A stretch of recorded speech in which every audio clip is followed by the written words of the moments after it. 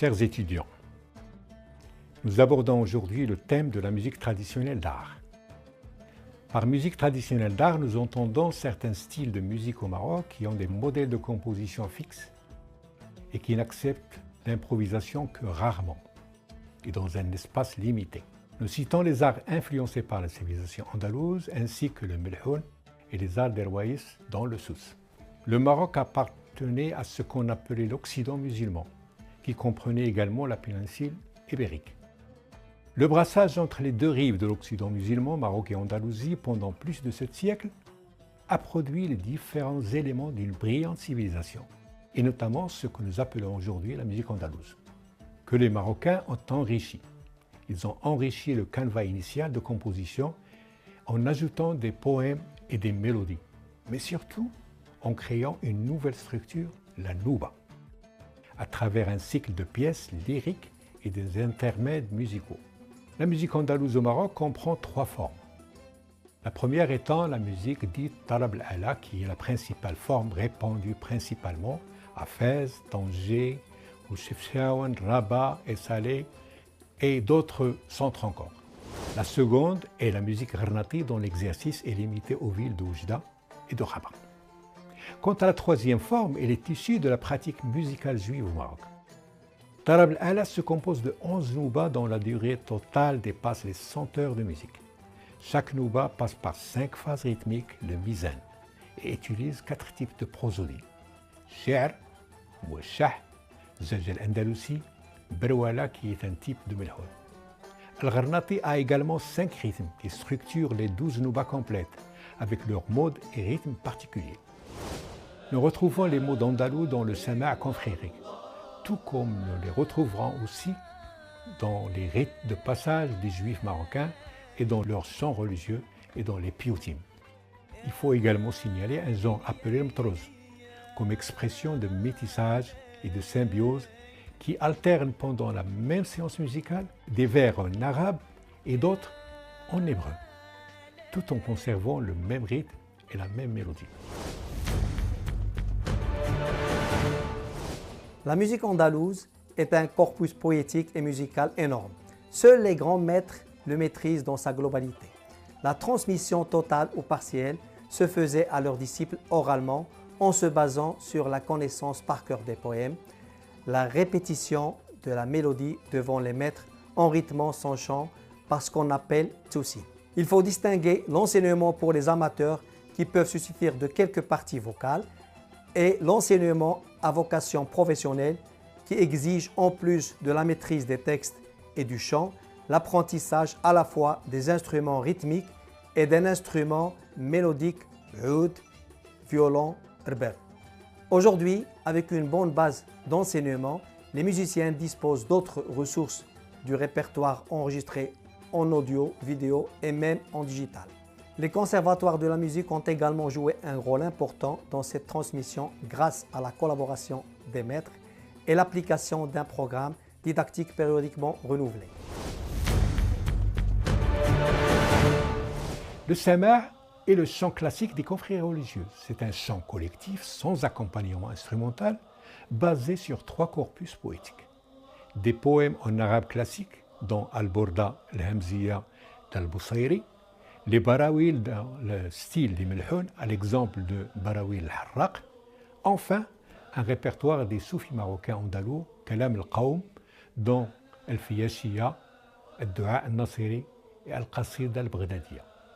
Le sama' comprend les grands thèmes du mysticisme musulman, ainsi que l'éloge du prophète Sidna Mohammed dans le registre de Amdah Nabawiya. Le melhoun. Le melhoun est la plus élaborée et la plus haute forme de versification en arabe dialectal marocain. L'origine du terme melhoun pourrait tout aussi bien provenir du lahn, mélodique, que de lahn, écart par rapport à la norme grammaticale.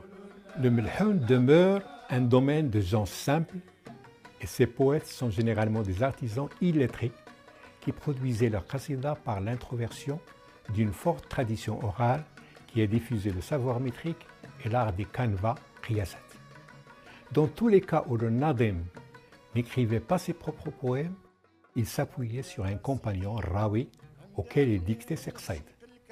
La qasida du Melhoun est de forme strophique, avec alternance de refrains, harba, et de couplets, qsam. Le tout est encadré par des introductions et un final. On retrouve dans le Melhoun 4 catégories de thèmes. Thème de la foi, avec ses multiples dimensions, le thème de la veillée, le jilsa, et la dimension lydique, les thèmes de la vie sociale, et enfin les thèmes qui retracent et qui relatent les faits historiques et politiques, comme la guerre de Tétouan et l'occupation française de Oujda, et bien d'autres événements. Rouaïs, maintenant, ce sont des musiciens de la région de Sousse. Ils désignent ce genre musical relatif au parler de Tashlhit. La musique y est pentatonique, car utilisant une gamme de 5 notes, comme la musique chinoise et comme une grande partie de la musique en Afrique.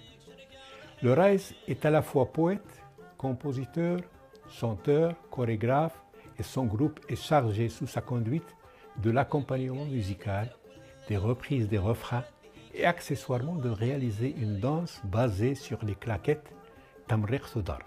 Les Rouaïs se distinguent aussi par leur tenue et par leurs instruments de musique, ribab, l'outar, telawat et une percussion métallique. Des femmes ont jadis excellé en tant que groupe de raïsat, poétesses et musiciennes. Aujourd'hui, la raïsa femme se limite en général au chant, accompagné par les hommes. Chères étudiantes, chers étudiants, on se donne rendez-vous pour le prochain cours. Chères étudiantes, chers étudiants, je vous convie à un nouveau cours sur le patrimoine musical du Maroc. Dans les fêtes de famille et lors des rites de passage qui accompagnent le cycle de la vie, rien ne peut égaler en audience la musique populaire avec ses diverses manifestations et ses multiples expressions.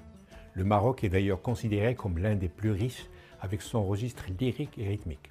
Al-Aïta, dans son sens le plus général, comporte 9 styles différents. Les sujets abordés touchent un large éventail de thèmes dont le soufisme populaire connu sous le nom de Swagn, ainsi que les sujets d'amour. L'Aïta traite également des thèmes qui exhortent les combattants à mener le djihad contre les envahisseurs. La signification du terme Aïta fait référence à la notion d'appel, qu'il s'agisse d'un appel chagriné ou d'un appel à la bénédiction par l'un des saints. Cette bénédiction qui, par le passé, prodiguait aussi le don de la musique. Par quoi les fans de l'Aïta sont-ils attirés? Est-ce l'ingéniosité de la prosodie et l'agencement des rythmes, ou bien la voix de la sheikha, ou tout aussi bien ces rythmes vigoureux qui invitent à la danse? Tout cela est bien sûr un mélange magique alimenté par la présence de proverbes issus de la sagesse populaire. En général, il y a 3 façons fondamentales d'organisation poético-musicale. Soit une séquence de vers de même métrique, appelée habbat, littéralement grain, soit une structure strophique qui a des introductions et une conclusion. Nous y ajoutons la Aïta Jabaliya dans l'une des versions alignées, l'introduction de la rayla musicale et 3 phases rythmiques. La Aïta de Abda, appelée Asba, est aussi complexe et comporte également la plus longue Aïta appelée Radouni, avec 9 grandes strophes. Le sens précis de l'Aïta est un genre artistique qui se rapporte à une composition complexe dont les origines remontent aux années d'avant le XXe siècle. Le nombre d'Aïta accomplis est limité et conservé par les maîtres de ce patrimoine.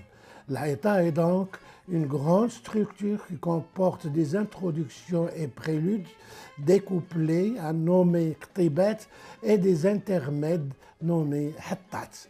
Le tout se déroule sur des rythmes variés jusqu'au final, c'est-à-dire sousa. Il est rare qu'on entende aujourd'hui une Aïta pure qui ne soit pas mêlée à des barawil comme variations simplistes qui alimentent le genre shabi. L'Aïta exprime en particulier des contenus sublimes qui évoquent l'esprit de la tribu et traitent un côté éducatif et spirituel. Izlen. Les musiciens berbères du Moyen Atlas ont l'habitude de puiser dans 2 traditions principales, Izlen et Temdiest. Le premier type poético-musical puise dans la pratique communautaire tribale et constitue l'un des principaux piliers accompagnant la danse collective d'Ahidous, tandis que Temdiest représente le volet semi-professionnel du musicien barde itinérant. Izlan, dont le singulier est Izli, signifie étymologiquement en tamazirt quelque chose de fluide. En revanche, dans le contexte musical, c'est une poésie courte, dont le rythme est stable avec une mélodie simple. L'unité poétique se compose ici de deux vers indistiques. Izlan a généré la base d'un ensemble de styles de chants individuels et collectifs. De Temawait, le solo vocal classique, les chants d'Ahidous, le terme s'applique aussi même à la nouvelle chanson amazigh, celle popularisée par Hamoul Yazid, Rouissa, Haddouaki et d'autres. Quant à Izran, dans la zone rifaine, le L se transforme souvent en R. On dit alors Izran au lieu de Izlan, comme expression de la chanson ancienne et moderne. Parmi les manifestations musicales semi-professionnelles, on retrouve également le phénomène des imdiazen, qui se distingue de son homologue du Moyen Atlas et du Grand Atlas en cela qu'ils héritent leur métier poético-musical. Leurs instruments sont le zamar, un double hautbois, le temja flûte simple et la djoun bendir. Le mot Izran désigne maintenant toutes les manifestations de la nouvelle chanson portée par les artistes du Rif. Cette chanson qui était initialement mesurée par le maître poétique de Rellabouya avant de varier sa métrique par la suite. Venons à Azawan. Azawan est l'aspect musical du spectacle traditionnel classique dans les tribus hassani du Sahara. Il fait partie du système appelé le haoul, comme métaphore de quelque chose à la fois intrigant et grandiose. La cérémonie du haoul comprend trois composantes, qui sont la récitation de la poésie, le ghna, le jeu musical et le chant qui est Azawan, et la danse rgis, qui peut accessoirement être ajoutée. Une atmosphère de divertissement, de profit intellectuel participe à la consolidation des valeurs sociales. C'est ainsi que le poète a acquis la place la plus importante dans ce système. Les instruments utilisés par la tradition sont idinit, un luth pour les hommes, et ardin, une harpe pour les femmes, en plus du tbal comme percussion. Dans de rares cas, il utilise un ney appelé ney fara. Depuis les années 80, les instruments anciens ont été supplantés par les instruments comme la guitare électrique et l'orgue. Enfin, Abidat Rma. Rma est le pluriel de singulier Rami, qui sont les tireurs dans le domaine de la chasse et des champs de bataille. Abidat Rma signifie les serviteurs des tireurs et des combattants. Ce sont les artistes accompagnateurs pour divertir le combattant et organiser des séances d'entraînement. Cet art s'appuie sur des vers tirés de la sagesse populaire avec une bonne dose d'humour et de fortes formules rythmiques. Leurs danses peuvent s'effectuer en solo ou en duo et font référence à tous les actes de l'activité agricole, plantation, récolte, tissage et aussi relatifs aux gestes du combattant. Chers étudiants, je vous invite à approfondir votre connaissance du patrimoine musical à travers les références bibliographiques disponibles. Chers étudiantes, chers étudiants, je vous convie à un nouveau cours sur le patrimoine musical du Maroc.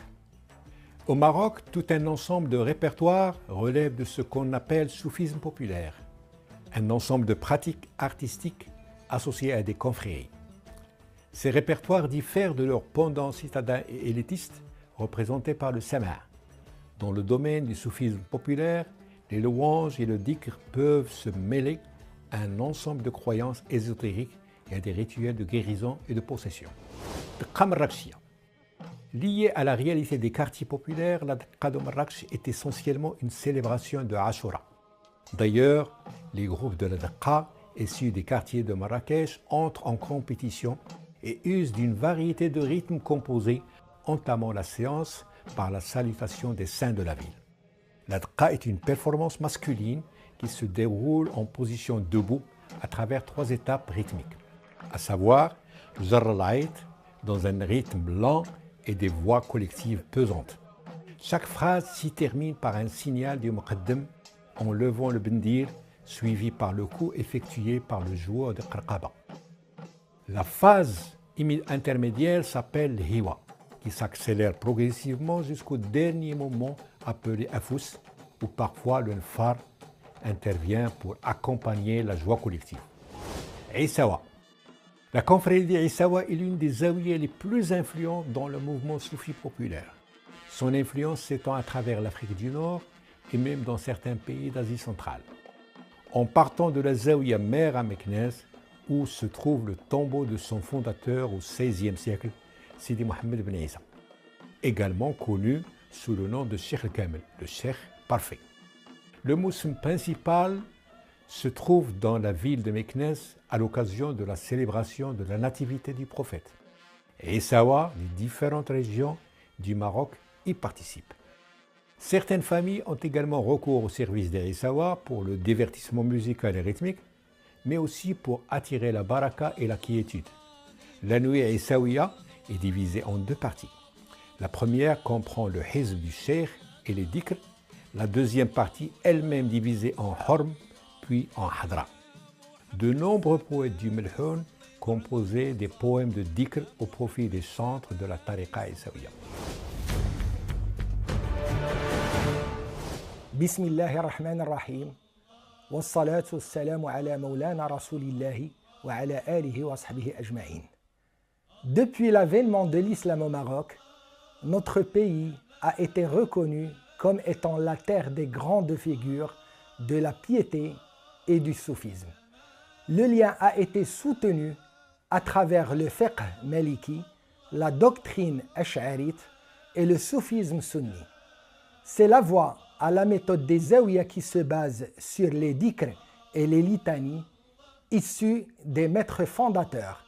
Ces Zawiya sont également de véritables écoles qui assurent la transmission entre les générations en accord avec les liens d'amour, la fonction éducative et le renforcement des valeurs supérieures basées sur le dhikr et la méditation encadrées par le Coran et la Sunna. Gnawa. L'art gnawi a des origines communes avec le sud du Sahara. Son art est similaire en plusieurs points aux arts de la tribu Bambara, Peul, Hausa et la plupart de celles longeant la boucle du Niger, avec des instruments et des rythmes similaires. Les Gnawa s'appuient sur 3 instruments de musique pour accompagner la voix et la danse, principalement le hajhouj, le tabl, tambour, et le qraqab, grande castagnette. En plus de la fonction de divertissement, les groupes traditionnels des Gnawa exercent une fonction de musicothérapie, en fonction des différents effets dans le rythme, les notes du hajhouj, la présence d'une atmosphère encensée par le jawi, ainsi qu'une mise en condition particulière. La nuit gnawiya est divisée en 3 étapes, dont la première est dite al-ada, la coutume, qui est la procession avec tambour et qraqab à travers les rues de la ville jusqu'au lieu de la cérémonie. La deuxième étape est appelée le kuyo et consacrée aux danses ludiques et acrobatiques. Tandis que la troisième étape est la partie sérieuse, se faisant en position assise, où le hajhouj du ma'allam intervient à travers une série de couleurs. Ces couleurs qui font référence à un groupe de saints et d'esprits occultes. La musique a donc une fonction libératrice. Chers étudiants, je vous invite à approfondir votre connaissance du patrimoine musical à travers les références bibliographiques disponibles. Chers étudiantes, chers étudiants, je vous convie à un nouveau cours sur le patrimoine musical du Maroc. L'ère moderne de la chanson a commencé avec des émissions de radio dans les années 1930. Pendant longtemps, la chanson marocaine est restée tributaire de la chanson orientale diffusée par des disques et des films égyptiens, avant que les compositeurs n'entament la voie vers la chanson purement marocaine à la fin des années 1950 grâce à l'utilisation du dialecte darija et des rythmes populaires marocains. À cette époque, 2 grands courants de compositeurs ont vu le jour. D'un côté, les défenseurs de la darija, Fouitah Ben Abdeslam, Rajdi et d'autres. D'un autre, les défenseurs de l'arabe classique, Bidawi, Agoumi, Al-Salam Amir. Mais les chanteurs et chanteuses s'accommodaient des 2 courants. Depuis la fin des années 60, l'expérience des frères migrés, Hassan, Mahmoud, Jalila et Younes, a constitué un souffle de modernité par l'adoption de textes en arabe avec des arrangements occidentaux. Ce mouvement a une extension dans ce qu'on appelle aujourd'hui la pop marocaine. Nous savons que la pertinence de l'action musicale obéit à des conditions subjectives et à d'autres objectives. Les premières concernent la culture de l'artiste et son expérience et compétences professionnelles. Les secondes concernent principalement les structures de production et de diffusion qui suivent des normes professionnelles et compétitives encadrées par l'industrie musicale.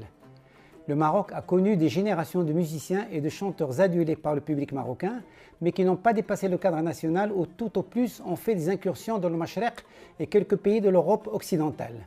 Aujourd'hui, les jeunes artistes issus de la nouvelle scène bénéficient des structures de diffusion numérique et du streaming, sans pour autant que l'industrie musicale ne renforce et entretient leur présence à l'international. Mais le véritable point de séparation avec le modèle levantin a été avec le mouvement Nasl Riwan dans les années 70. Les groupes qui se réclamaient de cette mouvance puisaient dans le patrimoine populaire marocain et créaient un nouveau cadre pour un travail lyrique engagé. Cependant, au cours des années 1980, l'intérêt pour ce mouvement artistique a décliné après l'émergence de la vague du raï qui délaisse les thèmes universaux et humains portés auparavant par les Riwani.